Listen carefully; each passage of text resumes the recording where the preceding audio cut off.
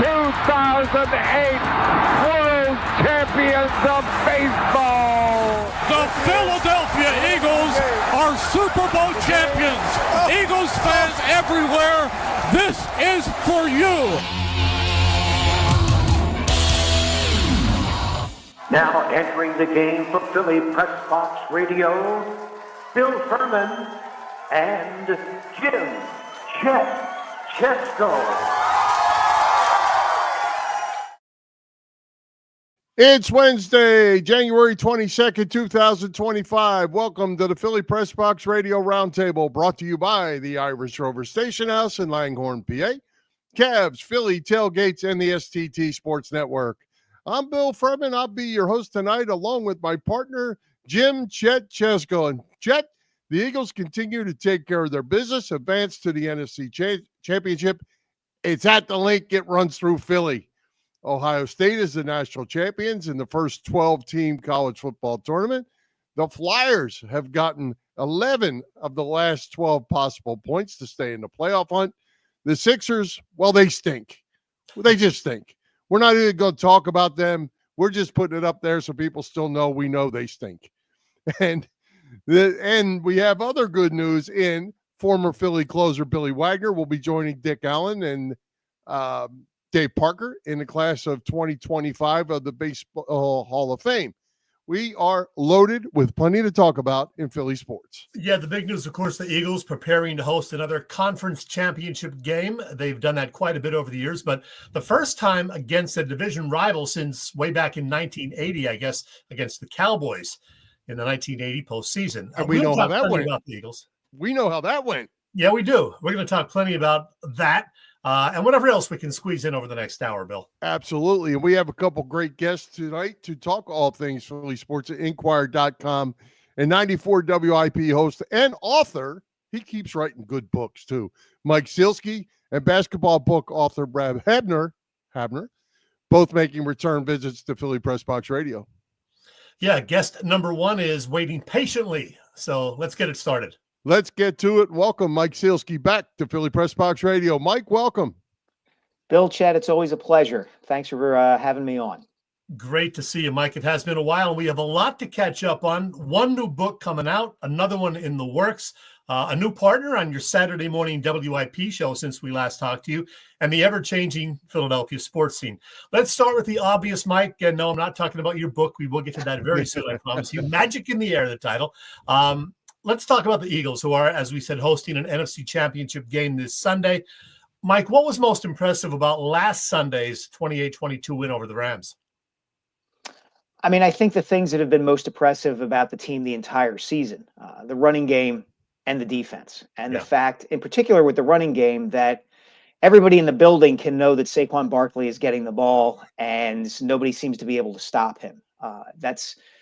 That's a telltale sign of a team that can win a championship. Now, when I say that, I mean it to mean that the Eagles are a team that can do something really, really, really well to the point that they can just dominate another team with it. And this is often a characteristic you see in teams that win championships.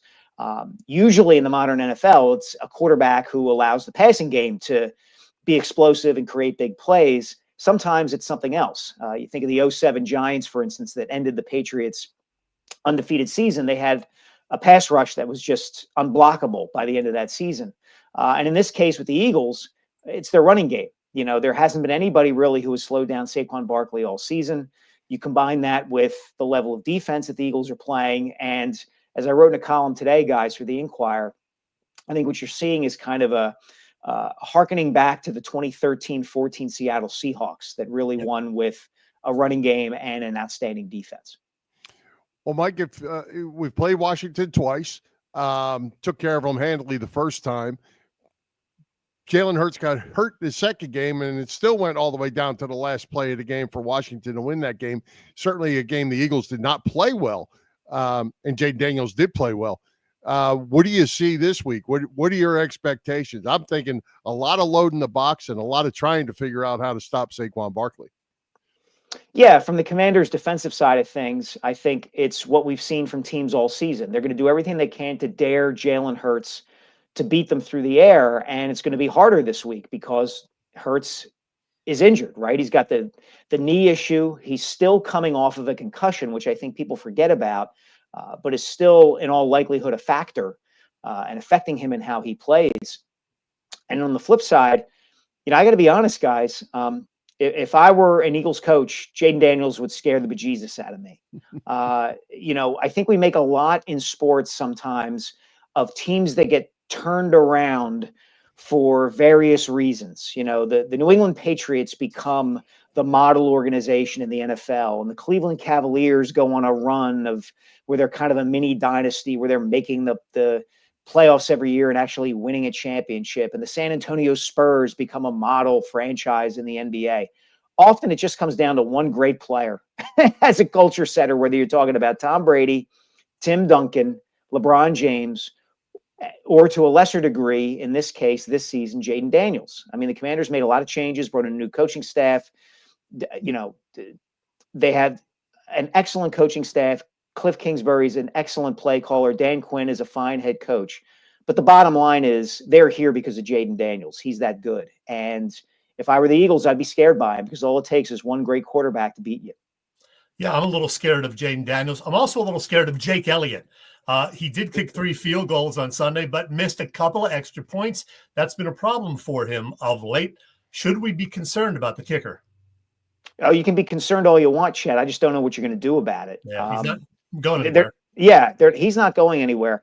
I think what it leads to is an adjustment in the way the Eagles make decisions during a game, right? And we saw a little bit of that, I think, last week against the Rams, where at the end of the first half, where it would have seemed that the Eagles would have been in a position to, on a third down, let's say, try to gain some yardage to move into field goal range.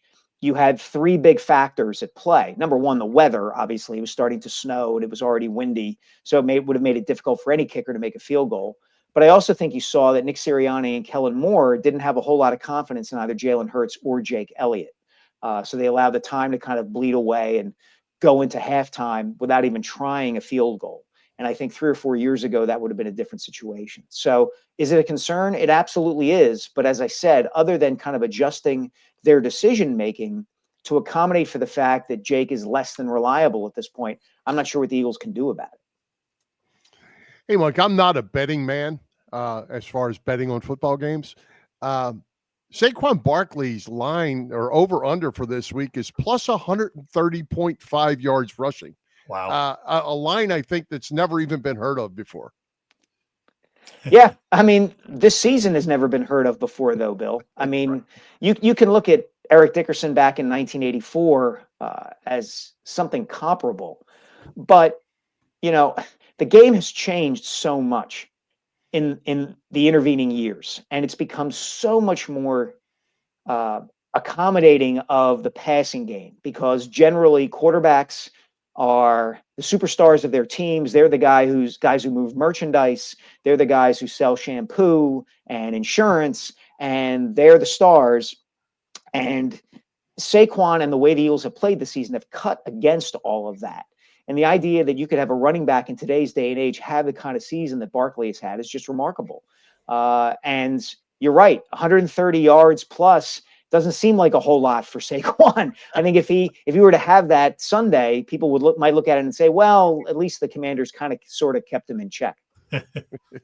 Unbelievable. We can't wait till Sunday. Mike, we would love to talk Eagles. We could do that all night, but we're going to switch gears and talk about your new book because, I know it's an exciting time for you. First, yeah.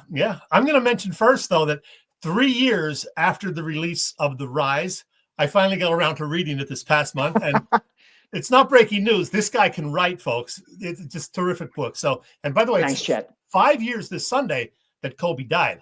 5-year anniversary of that, unfortunately. All right, the new book, Magic in the Air. You held it up already. February 11th, I think, is the official release date. Some people have seen it already. I know it's another basketball-related book, obviously. What's the synopsis, Mike?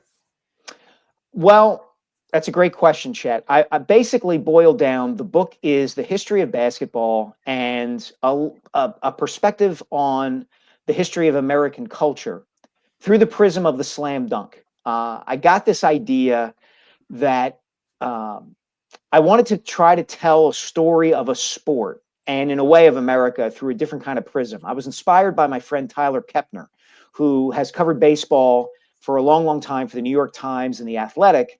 And he did a terrific book a few years ago called K, The History of Baseball in 10 Pitches. And each chapter of the book was centered on a particular pitch that is thrown in the sport of baseball. Chapter 1 is a fastball. Chapter 2 is a slider. Chapter 3, a curveball, knuckleball, et cetera, et cetera. And I thought that was really creative and unique. And it really allowed him to kind of drill down deeply into the sport of baseball. And I wanted to do something similar. And I got the idea of doing this through the prism of the dunk. And, you know, it might be the kind of, it might be natural to think that every chapter in the book is just a biography of a player who was really good at dunking.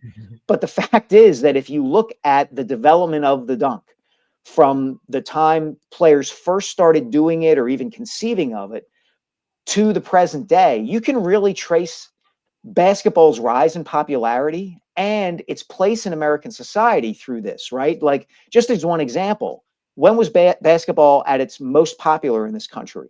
Probably when Michael Jordan was at his apex, right? Well, what was Jordan known for when he first entered the league? It was for being Air Jordan, for flying through the air. So there's a chapter on the 1988 slam dunk contest in Chicago where he beats Dominique Wilkins and Spud Webb. There's a chapter on the fact that college basketball and high school basketball in 1967 banned the dunk for 9 years.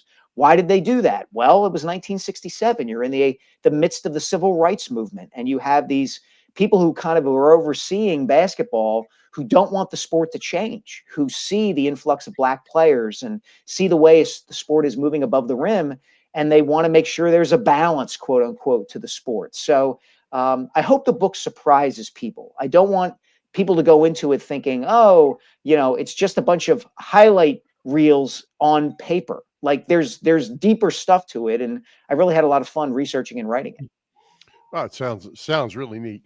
So I'm gonna ask you to spill the beans a little bit. Dr. J, where he's on the cover, how does he fit into this? Because many after him have tried to what's the right word?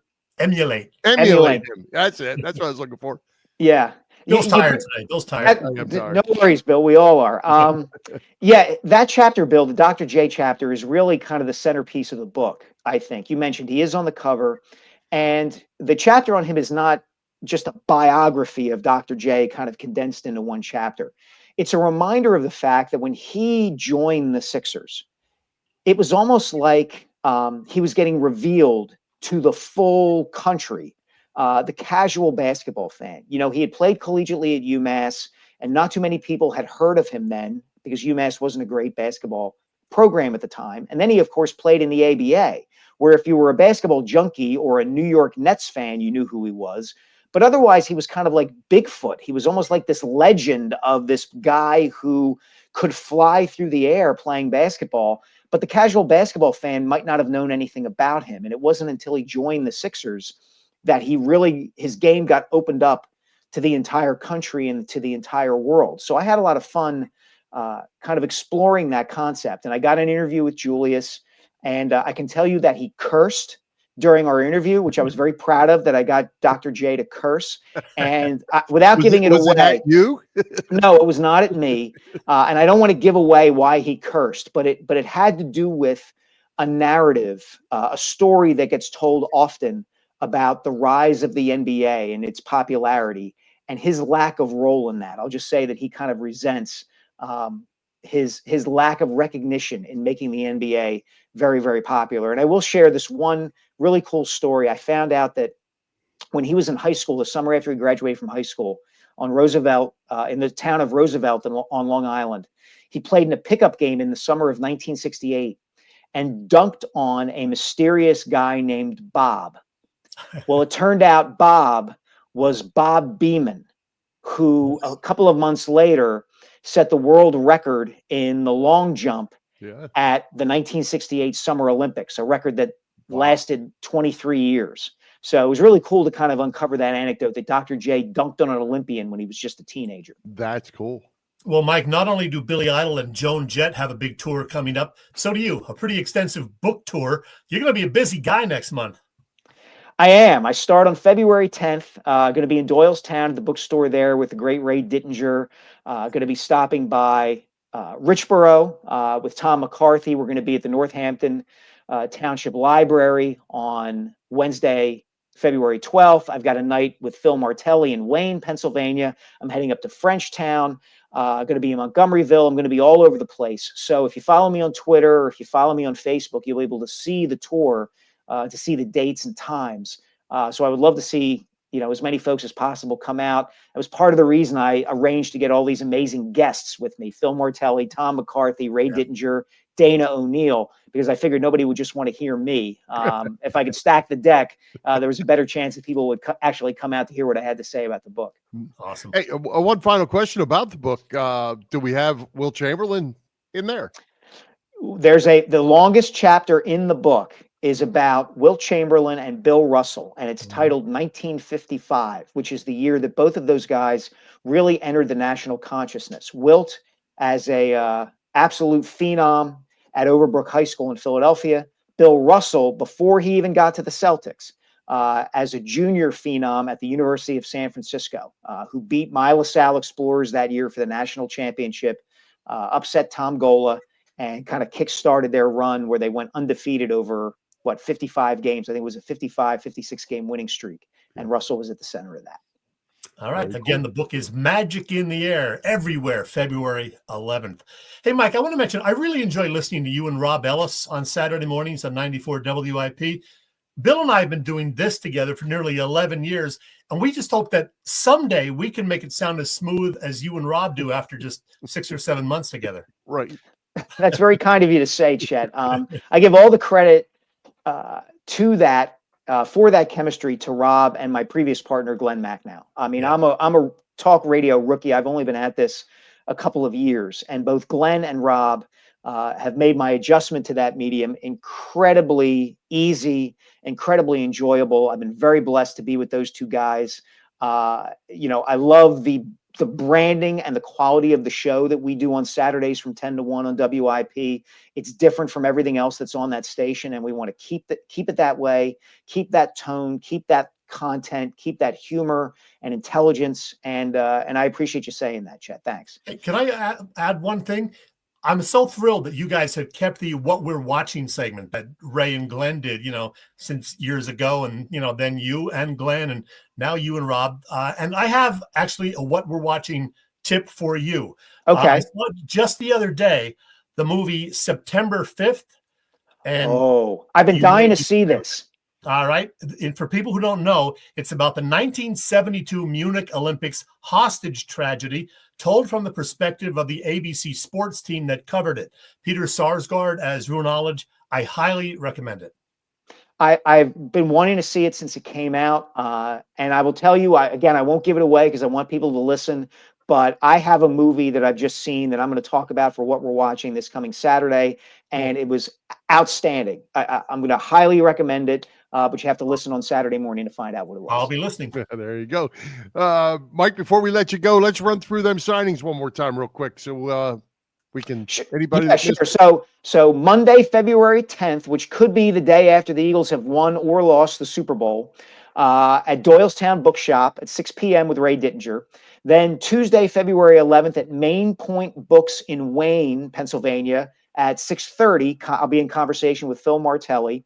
Wednesday, February 12th, at the Free Library of Northampton Township in Richboro at 6:30 with Tom McCarthy. And Thursday, February 13th, I'll be up in Frenchtown, New Jersey at the bookstore there at 6:30, I believe it's 6 p.m. with Dana O'Neill, the former college basketball writer. Dana's now working at Villanova University. Fantastic. Dana is great. I remember her well. Hey, I got to squeeze one quick thing in, Mike, before we go. I know we weren't going to talk Sixers, but you wrote this piece last week about Joel Embiid and the Sixers, which, as you said, are a real mess right now. They've lost 7 in a row. They're like, I don't know, everybody's injured all the time. There's some trouble in the locker room now. It sounds like Tyrese Maxey's getting upset. One thing you wrote about Embiid and company, we haven't seen the last of Joel Embiid, but it's clear now that we've seen the last of the best of him. What is the situation with the Sixers? Why are they such a mess in 30 seconds, Mike? Well, they went all in, and I think to a certain degree they had to, on a great player who was injured an awful lot. And that's the risk you run. And they tried to take one last great shot at it with Paul George and, and improving Tyrese Maxey. And without Embiid on the floor, they're just not competitive, really. And it doesn't seem like Nick Nurse has done a particularly good job of making sure that when Embiid isn't on the floor, they can keep up with other teams. So it's just a mess all around. And that's enough Sixers talk for tonight, Bill. Right. I can't stand it. Well, Mike, we certainly appreciate you taking the time to join us. Good luck on the book tour. I'm going to certainly get a copy. You've tickled my interest, that's for sure. I appreciate it so much, guys. Thanks. All right, Mike. Thanks Mike. Buddy. Take care. You got it. Did you know Philly Pressbox Radio is now part of the STT Sports Network, as in Set the Trends? It's a network set up by our pal, Phil Stifle. Phil's great. He's the host of the terrific Trending in the AM show that you can find every weekday morning on the STT Sports Network YouTube channel. Check out Phil and be sure to subscribe to the channel. Phil's show is always on there, and so is ours. That's right. You can find Philly Pressbox Radio on there in addition to our own YouTube channel and on our Facebook page. Again, it's the STT Sports Network, setting the trends for what sports talk should be. Bill, don't go anywhere. I have to find something here. God, I hope I put it in here. I don't think I'm leaving. Okay. Oh, man. By the way, Mike was great. Oh, Mike is always great. You know that. Okay, you know what? I can't find it just yet. So I'm going to have to come back to that. I will get back to that in just a bit. It has something to do with our show, but we will get back to that. You want to hear about the Irish Rover in the meantime? I do. I want to know exactly what's going on over at the Irish Rover Station House. Well, that I can definitely give you some info on, Bill. They always have good things going on at the Irish Rover in Langhorne, Pennsylvania. You know the drill. 24 beers on tap served up by the Rovers. Terrific bartenders. Thursday through Sunday dinner specials. Thursdays also mean killer burgers. And after 7 p.m., Stella and Wings specials. And, oh, check this out. For all playoff games, including this Sunday's, they have a special on wings, 12 wings for $9, and their wings are delicious. And Michelob Ultra bottles, a little bin of 5 for $15. So there you go. You are all set. That is at the Irish Rover this Sunday. They have a lot going on there, but you know what? Before I continue, Bill, I got to tell you something else. Speaking of, they have music on weekends. And I was going to say, speaking of music, a tiny portion of a great night of music last Saturday at the annual Light of Day fundraising concert in Red Bank. I have a snippet of that for you right now.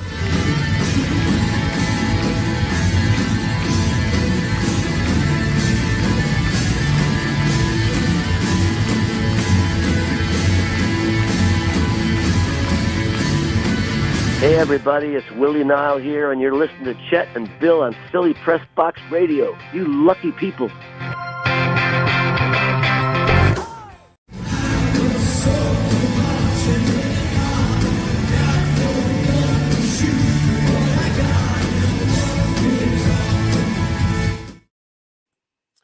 Okay, so enlighten me on this. Now, you went to this event, and third year in a row I went. What's that? The third year in a row I went. It's the Light of Day organization that's been around for 25 years now, and the proceeds of all of their events, and they have more than just this one night, all the proceeds go to people with or the research into Parkinson's and ALS and another disease that I can't remember. And they've been doing like a whole bunch of concerts. It started in 2001. And Bruce Springsteen was there. He has actually shown up for 13 out of the 25 main events that they've done, usually in January every year, in either Red Bank or Asbury Park. And I had a hunch he was going to be there this year because he didn't make it the last 2 years. The previous year, he was recovering from that stomach issue. So this being the 25th anniversary, I had a hunch Bruce was going to be there, and he didn't disappoint. He played with Willie Nile. He played with Jesse Madlin, and he did a whole set with Joe Grishecki and the House Rockers, his buddy from Pittsburgh, Joe Grishecki. And then, the encore, which included Bruce doing a great version of Thunder Road with everybody else on stage with them. Terrific night. They've raised $6.5 million plus for these diseases and research into them over the 25 years. Very cool. Well, I, when you texted me the other night and you were pretty excited about it, that Bruce was there and all that, I thought, because you sent a picture with Willie Nile, I thought you were at a Willie Nile concert and Bruce showed up. I didn't know until I saw your post that it was a fundraising event and it's a big event. I didn't know that. That's what I And Willie is heavily involved in it too. He's been there, I think, probably the last 18 to 20 years and does a lot of other concerts in connection with this in the Philly, Jersey, New York area. And it's a great organization. And where do they hold that? Is it at a big arena? The last several years, it's been at the Count Basie Arena in Red Bank. I don't know what it holds, maybe a couple of thousand. Okay. So it's not a big concert hall. Not huge, no, it is not. Very cool. Good deal. Hey, let's talk about the Flyers.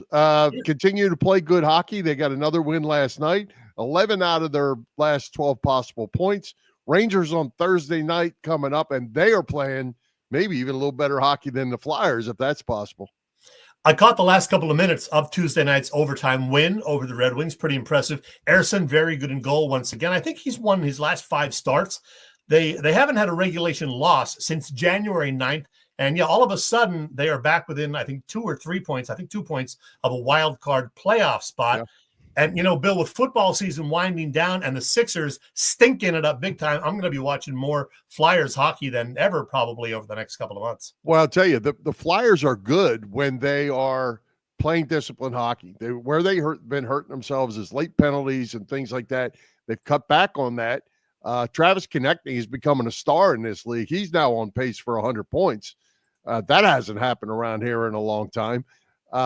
And they're playing better in the net and tighten it up, and there's magic in the air. Who knew? How about that? But the Flyers, when they're right, are really fun to watch.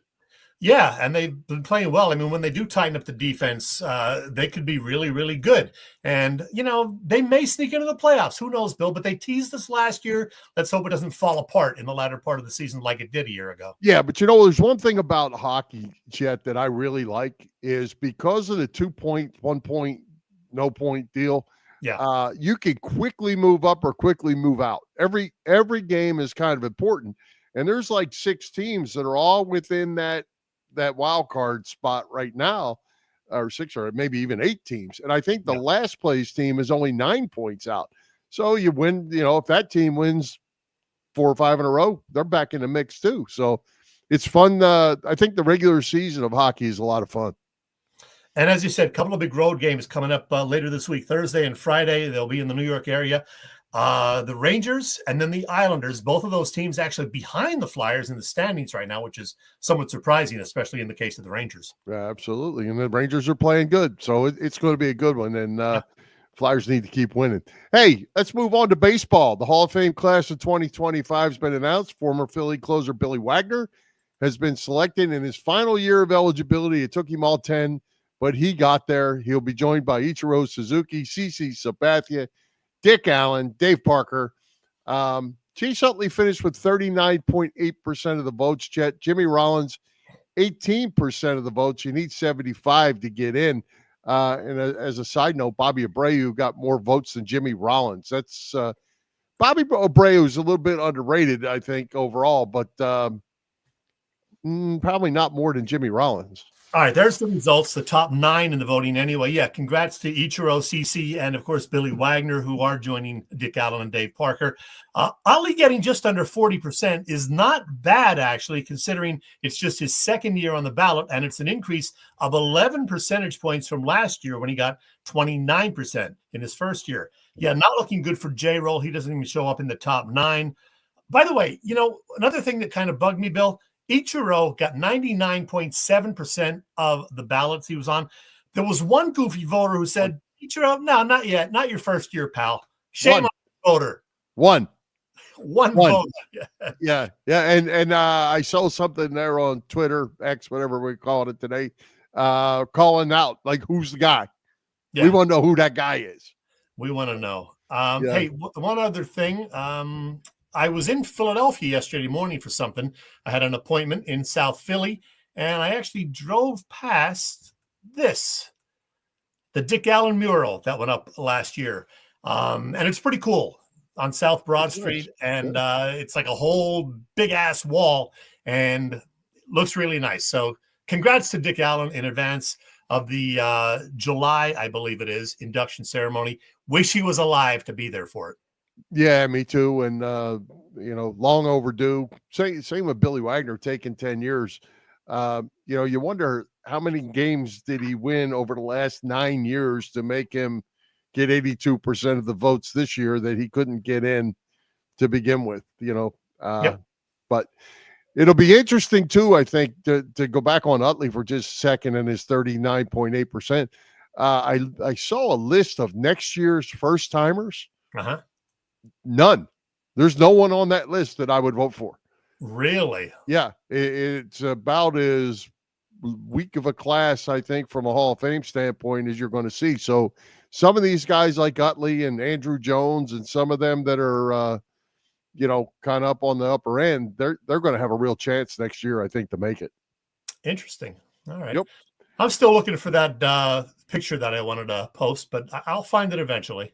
I will say one other thing about this baseball. Utley without Rollins, I kind of have a problem with that. I have a problem with Trammell without Whitaker on the Detroit side. Trammell, in my mind, was not a Hall of Famer unless he was with Lou Whitaker. I'm not sure Utley's a Hall of Famer. It's certainly not without Jimmy Rollins. So, we'll see how that plays out. But one without the other just doesn't seem quite right to me. It's like peanut butter without jelly or jelly without peanut butter, whatever way you want to go. Yeah, we'll see what happens. I hope Jimmy does get a little more consideration, though, in the years going forward. All right. Well, hey, tell us what's going on with the best tailgaters in Philadelphia, Chet. Bob Cavanaugh and the gang of Cavs Philly Tailgates. All right. Let's see if I can find that picture. I'm having trouble finding things tonight, but we got so many pictures in here. But there it is, Cavs Philly Tailgates. They have been cooking up a terrific catering business for 35 years now. You know them for their tailgate parties. Cavs is a 3-time winner of Philly Tailgates, Jack Daniels Great American Tailgate Party Contest, and a past winner of the Philly Daily News Tailgate Award. Cavs also does corporate events, parties, you name it. As for upcoming tailgates, well, no surprise, Cav will be taking part in this Sunday's Eagles-Commanders conference title game. There will be a big tailgate event before that happens. You can say hello to Cav. There he is right there. And also, they will be down in Clearwater in March for some Phillies tailgates. And they've already started to advertise the fact that they'll be doing a Phillies home opener tailgate. That is on March 31st. So get all the info at phillytailgates.com. Cavs Philly Tailgates is the way to go. Yes, it is. All right, let's move on to our weekly picks, Chet. How do we do on the divisional weekend? And I'm sure you have Boop, Bob Patrone Jr.'s picks just waiting. I do indeed. Well, none of us predicted that the Commanders would upset the Lions, but Boop and I did correctly pick the Bills to get past the Ravens. You did not, Bill. So there's what happened last weekend. Boop and I both 3-1, you 2-2. So Boop and I are now 7-3 for the postseason. Bill, you are 6-4, one game behind, and we have just 2 games to pick this weekend. Yeah. Well, let's get to it. Championship weekend. Buffalo, Kansas City, Chiefs are -2. Who we got? We know who Boop's got. All right. Boop did email me the picks today. He says Buffalo has gone 4 consecutive postseason games without a turnover. Kansas City has gone an NFL record 8 consecutive games this season without a turnover. Who blinks first? Whatever. He's picking the Chiefs. We know he loves the Chiefs. Right. And, I'm kind of rooting for the Bills, but I just have a hunch the Chiefs will prevail. I don't know if the officials are going to help. A lot of people say they probably will, but I'm picking the Chiefs to win. I'm going to go out on a limb here. I'm going to take Buffalo. Whoa. And the reason I say that is I think the Chiefs aren't as good as the Chiefs have been. They're better on defense probably than they've been in a long time. Their offense, if they get help from the stripes, there's nothing you can do about that. If they don't call holding, then they keep calling roughing the passer and all those things. There's nothing you can do about that. I think it's time Buffalo gets off the schneid and beats Kansas City. I think Kansas City's a little bit not quite as good as they were. I'm going to go with Buffalo. What's that other game Sunday, Bill? Well, there's this team from Washington. They're coming to the link. They're going to face the EAGLES Eagles. Eagles are -6. I think that actually might have gone up another half a point. I think I saw 6.5 in some places. Yeah. Yeah. And this guy will be in town, Josh Harris. How about that? I'm sure he'll get a nice welcome. He'll get a nice welcome from the Philly fans if they show him on the big screen, sitting up in the luxury box. Yeah. But anyway, the game. Let's see. Did I say dirtbag? I think I did. Boop says the Eagles have not allowed more than 14 points in any of the 4 conference championship games that have been played at Lincoln Financial Field. How about that? The combined score for the last 3 of those, Eagles 96, opponents 24. Wow. There's a trend I would love to see continue. Boop obviously is picking the Eagles. So am I, but I think it's going to be very close. I am a betting man, but I can never bet on the other team to win. I'm not even going to bet on them to cover, but I think Washington does cover. I'm going to pick the same score I picked last week. I'm going to pick Eagles 27, Commanders 24. Well, you're wrong. The Eagles are going to win, and the Eagles are going to cover. And here's why. If Vegas thinks they're 6.5-point favorites and Vegas has a line of 130.5 yards for Saquon Barkley, Vegas knows that the Redskins or the Commanders defense stinks. And they do.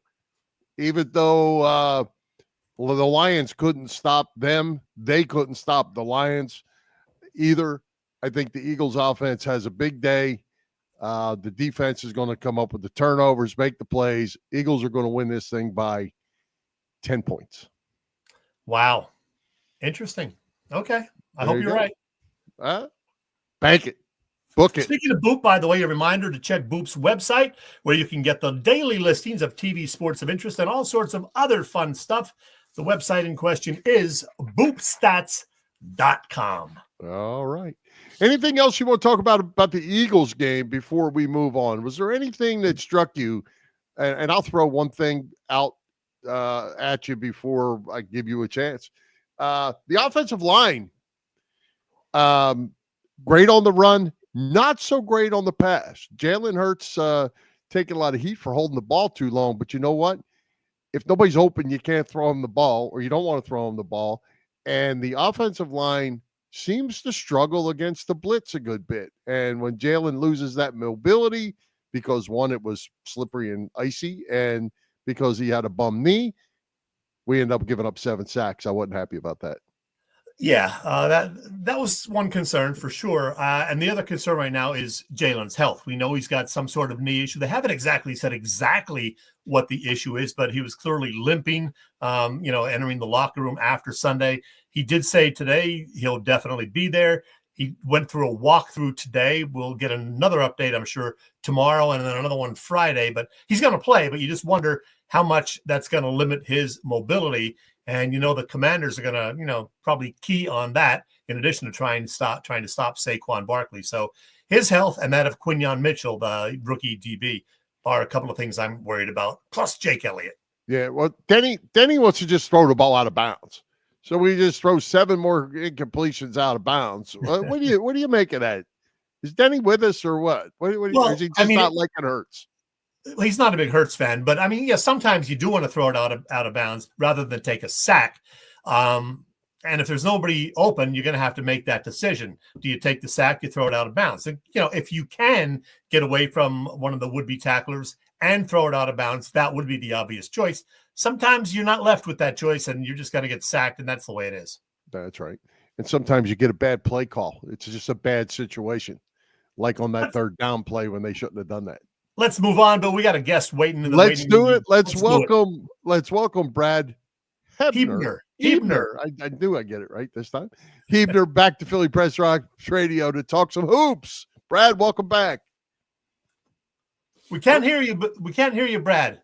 We cannot hear you. Still no. Keep trying. I'm showing we should be able to hear him. We do see him. Yeah. And he's got a panicked look on his face. No, I've been there before. It's happened to us on occasion, Bill. Oh, like all the time. Like and me he can hear looking us for- because he's smiling. So that's good. Yep. It's like me looking for the graphic that I wanted to post earlier that I knew I put in here. Did you and ever find it disappeared. yet? You No, I haven't? never did. Can you hear me? There We you go. hear you. We hear you. All right. We're in business. Welcome All back, right. Brad. Folks, we're Thank talking to you. Brad Huebner. You wrote this book, Johnstown Basketball, the Cambria County War Memorial Invitation Tournament. The town of Johnstown, PA, of course, west of State College. Everybody between State College and Pittsburgh knows it well. First of all, let me ask you, what made this Johnstown basketball tournament so special, so memorable, that it made you decide to write a book about it? Well, I mean, I grew up in Allentown. I never heard of it. And I thought, well, goodness gracious, everybody says how big this tournament was. Well, when I researched my last book, you were just talking about Dick Allen. Dick Allen's Wampum team played Overbrook in Johnstown. They would invite these 4 teams every December, and they had a 4,000-seat arena where you probably saw the movie Slapshot filmed. And, you know, Hank Gathers and Bo Kimball came up from Philly with Dobbins Tech. That's the arena, huh? Right there? Yep, that's it right there. And Chamberlain came up with Overbrook. Mike Sielski was talking about 1955. Well, 1954, right before it turned to 55, Chamberlain was committed to play in the Farrell tournament and also the Johnstown tournament, but the Philly schools wouldn't let him play 3 consecutive days. So both teams had to immediately put Overbrook in the finals of their tournaments so they could get Chamberlain. Well, Chamberlain lost by 1 at Farrell. That game is on grainy video. You can still see that online on YouTube. And then he went to Johnstown. They played McKeesport, who was really good back then, and they almost lost that game. So here's this guy that's like the Babe Ruth of basketball, and he almost goes 0-2 in these games across on the other side of the state. But Chamberlain took over down the stretch, and they came back and beat McKeesport. McKeesport in 55 then would win the state title in Pennsylvania. Of course, Chamberlain's Overbrook wasn't eligible for that. But as I researched it, I saw all these great teams. Well, Dick Allen played against Overbrook, which had basically 4 pros on their team. Future pros, Wally Jones, Walt Hazard, Wayne the Cane Hightower. So you had all these great players, and that was like that up and down the whole lineup. And you guys being Philly guys, you know, Rasheed Wallace, he went up there with Simon Gratz and those great teams. And it just seemed like the player of the year nationally, and sometimes the number 1 team nationally, was playing in Johnstown. And DeMatha with Morgan Wooten, they went up 10 times. Morgan Wooten loved going to DeMatha, and they won it 8 out of the 10 times. So it's like a mini miracle that they could get all these great teams, Bobby Hurley, St. Anthony's of New Jersey, all these great teams came up and played in the Flood City. And I just thought it was amazing, all the teams and players and coaches that came to Johnstown. Joe Bonder got your previous book, said he loved it. How about that? Oh, that's awesome. Thank you, Joe. Do you know Joe Kane is a Philly guy who's now in St. Louis? I know he listens to you guys religiously. Yep, so I know Joe. Wouldn't be surprised if he was out there. The last book was basically about small town teams that formed dynasties, which you can't really do anymore if you're not private. And then this one, I was able to give more props to these Philadelphia powers that would go up to Johnstown and show out and play great basketball. In 1976, Gene Banks, his West Philly High team, they were one of the top teams in the nation, and they went out and they played Brashear from Pittsburgh with Sam Clancy, who just had his number retired at Pitt this week.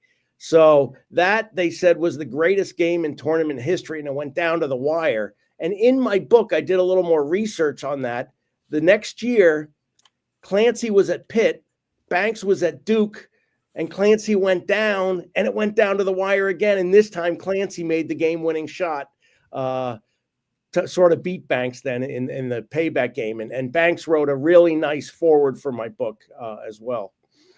Yeah, I was going to ask you, Brad, how did you get hooked up with Gene to do that? That's pretty cool. I found him. We got in touch. I interviewed him, and he's just phenomenal. He's about as nice a guy as you're going to find. And we stayed in touch, and we still stay in touch. And I just one day said, hey, you know Pennsylvania basketball. Would you want to write the foreword for my book? And he said he'd love to. So he's been great. Yeah, he's a great guy. He lives down in North Carolina now. Yeah. Still goes down to Duke all the time. And so he was a great resource. He helped me get in touch with people. And then, of course, the great Georgetown teams that would go against Villanova in the 80s, John Thompson's teams. John Thompson, before he got the Georgetown job, won the Johnstown tournament 2 years in a row with his high school team, St. Anthony's of D.C. So, I mean, it's just amazing that the names that pop up. You mentioned a few of the memorable games, including, Wilt and company. Any other memorable games that you wrote about that stand out for you? Well, I mean, I'd say the 76 one was one. There were some games in the 60s that up till that point were really good. Kenny Durrett would come down from Pittsburgh before he went to LaSalle, and he was lighting it up. And the one year, I think his team, he went a couple of years, and I think they only won one game in 4. And at the end of one of those years, though, they ended up winning the state championship. So he was involved in some great games. And then in the late 60s into the early 70s, Tom McMillan from Mansfield High, he came down, and it was almost to the point where he was going to be on the cover of Sports Illustrated for the top schoolboy player in the nation. Well, he played against Power Memorial, Lou Alcindor's former school, and they had Len Elmore and Jap Trimble and Ed Sielski, and they had this great team, and they went head-to-head in the finals. After the game, McMillan's talking to Elmore and Trimble and finds out they're all going to Maryland to play for the Terrapins. Well, the next year they go to Maryland, and then their friendship gets even deeper, and they go undefeated. They ended up winning a national title in the NIT tournament, but that was the team that lost to undefeated NC State, and only one team could go to the NCAAs, and Maryland got beat, so they didn't go, and they refused going to the NIT then that year. So, but they all kind of met, and it all started in Johnstown. And, Chamberlain's coach thought he really took off as a player in the Johnstown tournament when they came back and beat McKeesport. So he credits Johnstown with really having Chamberlain become the player that he was.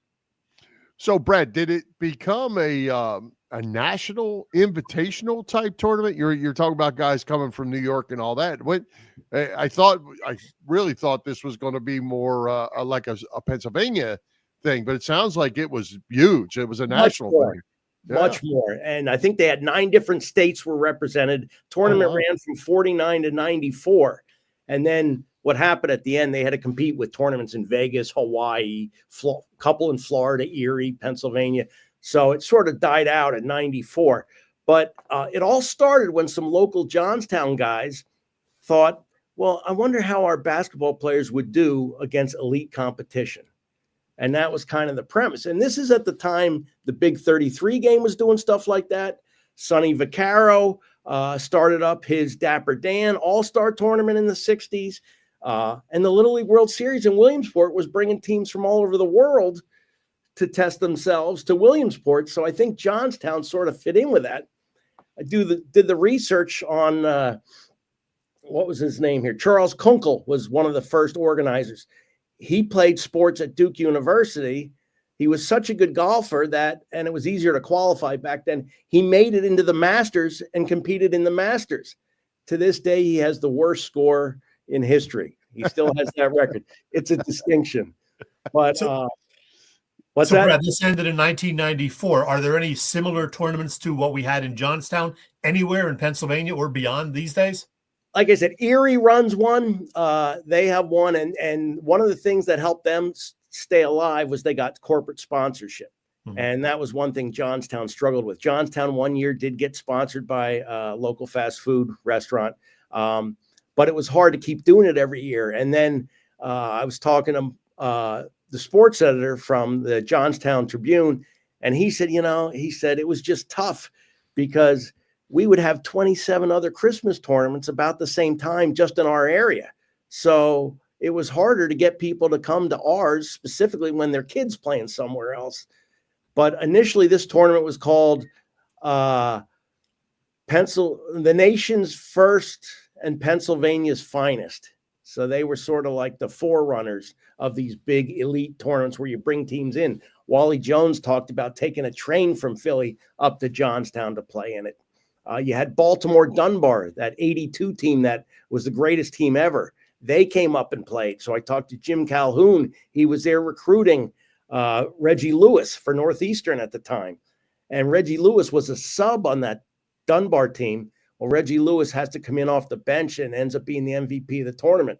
And Jim Calhoun was saying, goodness gracious, I hope no other coaches are here. I hope they don't see this guy. I might lose him. But, Gene Banks and the Speed Boys might have something to say about that greatest team ever thing. Oh, yeah. And DeMatha had a bunch of teams. DeMatha had a team that in the late 70s, I think it was, they had their longest winning streak ever, which was 34 games. That's really not that long. But you got to remember, they're playing elite teams like crazy every year.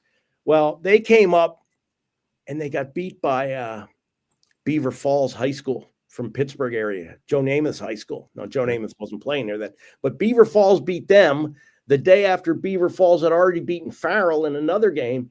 Then Beaver Falls went to the finals and played another elite team and was up 11-1, but I think they ran out of gas and then they lost. But that might have been the three biggest back-to-back wins that I can ever remember anybody doing. But they lost the last one. Hey, Brad, I don't know how closely you follow the NBA, but we're seeing stories that ratings are down. People are losing interest in the league for various reasons. The three-point shot, maybe the reliance on that. What's your take on why the NBA maybe is not as hot as it used to be? Well, I think one is the three-point shot. I think that's sort of turning fans off all over, but that's by far and away not the only thing. Yeah. I think the NBA, they don't connect with their fans anymore. I mean, I think they're just all into the money and the glamour and the glitz and the celebrity. And it's hard to see a lot of them. I know there's some great ones, but it's hard to connect with a lot of them and see anything like myself in them, Mm-hmm. And I think they have a real PR problem. And I think they sort of need to humble themselves and get back out and start, connecting with their fans again, because I think I haven't been to a game in years. I'm a basketball nut. I don't watch the NBA until the playoffs. And even then, not much. You're not alone. And I was going to ask a similar question, but on the other side, I was going to go, do you still see the same interest in high school basketball as you did back at that time? And in my area where I am here in Florida, I don't see it. I don't see them kids out on the playground. They're not playing.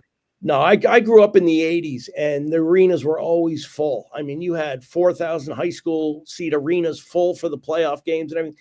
I coach high school basketball. We have a game the next 3 days, so we're going to be bam, bam, bam. But no, it's nothing like it used to be, and it's a shame. Now, there are places that still will fill it up, and certain playoff games you'll get. But what's happened in this state is the same teams are winning the titles every year. So it's almost like, well, I can go support my team, but they're going to lose by 30 this game. And it's, it's like, do I really want to do that? Back then it was like every state championship in the 80s and 90s seemed like it went down to the wire. And you really don't have that anymore. So, Brad, the book's been out a few months now. I think it came out in November officially. Do you have any book signings coming up, or how can people get in touch with you? How can they get the book? I'm going to have a couple in February. I'm going to have one in the Lehigh Valley. Last year I had it at Center Valley's Barnes & Noble. This time I might have it at Whitehall. They just renovated their whole store, so they're all getting ready. I don't have the date yet because I'm waiting to see when basketball ends, my season. And then I'm going to have one at Johnstown also at a bookstore, and then maybe also at Johnstown High School. At Johnstown High School for their kids. I was talking about coming up and talking to their kids, and the history of the town's amazing. And, All the Right Moves was filmed there with Tom Cruise. Yeah. They had the baseball tournament they bring in teams from all over every summer. Joe Torre played in that. I went up and watched some of that. So Johnstown's got a lot, but it's like a lot of steel or mining towns. It's not flourishing like it once did. Right. Sure. And I was talking to Mike Bray, who coached at Notre Dame. Remember Mike Bray? Yeah. Yeah, he went to DeMatha and then coached at DeMatha, and I interviewed him for the book. And I was telling him, I said, hey, you're going to come up for a Johnstown game? He said, well, when's the reunion? No, we got to have one. I said we need that would maybe restart the tournament and bring these people back, these amazing players. Danny Ferry, was there. Austin Carr. It's just on and on, the great players that were in this thing. And here I am in Allentown. I could have gotten a ride and gone up and seen some of these games, but I didn't even know they were happening. Wow. But I think people need to know what was so special about what they did. Well, Brad, before we let you go, because we're running out of time, let everybody know where they can get this book and how to go about it. Okay, it's I got it through Arcadia Publishing. You can get it through their website, or it's for sale Barnes & Noble, Amazon.com. If you see me, I've got a bunch here ready to sell. I bought an amount so I could dole them out. And then I know it's also like at Walmart, Target, and a bunch of other places like that. It's all over the place. And if you're a basketball person or a historian from that era or from that part of Pennsylvania, there's a lot of good stuff in there that I learned through the process. I thought it was fantastic. Great. Thanks, Brad. Great seeing you again, man. Appreciate it. Let's do it again. Thank you, guys. Have a great day. All right. Take care. Hey, Chet, great guest tonight, and Mike Sielski and Brad Huebner. Who's coming to Philly Pressbox Radio next week? Next week, Bill, we will talk Eagles, hopefully about a trip to Super Bowl 59, and we'll do so with this guy, the great Birds reporter from the 33rd team, Paul Domowitch. I actually got to say hello to Paul in person for the very first time last week at the Philly Sports Banquet, which was a good time. No time to go into details about it, but great time as always. And Bill, second guest next week, just confirmed about 2 hours ago. I'm excited about this one. I love the work that she does. Amy Fadul from NBC Sports first Philly. Timer. Sixers pregame live, postgame live, Kentucky gal. She will be on our show next week. How about that? Damo and Amy. First timer. Good deal. First timer. All right. That means we're going to have to talk Sixers. Well, yeah, that's okay. With Amy, it's okay. Bill, before we go, we don't need to talk about Ohio State beating Notre Dame. Well, it pains me that Ohio won that game, but it's the new format, and they finished it up. We got to give them props. Yeah. Well, blah, blah, blah. Enough about college football. Bill, I do have I think it's breaking news. Yeah, breaking news. Official breaking news sounder. I just found that plugged in. Now, I did find the picture, so I got to get that ready to roll, and I can tell you the news. Bill, I checked our YouTube channel this morning, and lo and behold, as you can see, I have it circled there near the top, we have finally topped the 500 subscriber threshold. I don't know the guy, but Paul Messick was number 500. Thank you. Hey, Paul. Whoever you are, wherever you are. And number 501 was Danielle Nicole Bevins, Danny's daughter, I do believe that would be. Yep. She was number 501. So thank you both. Keep it coming. Hey, why not? Let's get to 600 this year. What the hell? Let's do it. Anything else before we wrap it? Well, geez, it's a shame we're out of time, Bill, because the Oscar nominations come out tomorrow morning. I could give you my whole take on what might get nominated. And yeah, let's not do that. 8:30 a.m. Turn your TV on tomorrow, 8:30 a.m. Oscar nominations. Wrap it up, Bill. No, I don't see that happening. Let's wrap this thing up. Let's thank tonight's special guest, Mike Sielski, basketball book author Brad Huebner, our sponsors, the Irish Rover Station House, Cavs Philly Tailgates, PPCC 118 Raz Room. For Jim Chet Chesko, this is Bill Furman. We hope you enjoyed the show, and we'll join Philly Pressbox Radio next Wednesday, January the 29th, and we're going to talk about the Super Bowl at 7 p.m. and some basketball and some other things. You can see us live on Facebook and on our Philly Pressbox Radio YouTube channel and on the STT Sports Network YouTube channel, as well as listen on Apple Podcasts, iHeartRadios, and all the others. High hopes, Philadelphia sports fans, and go Birds! Let's do the song. Come on.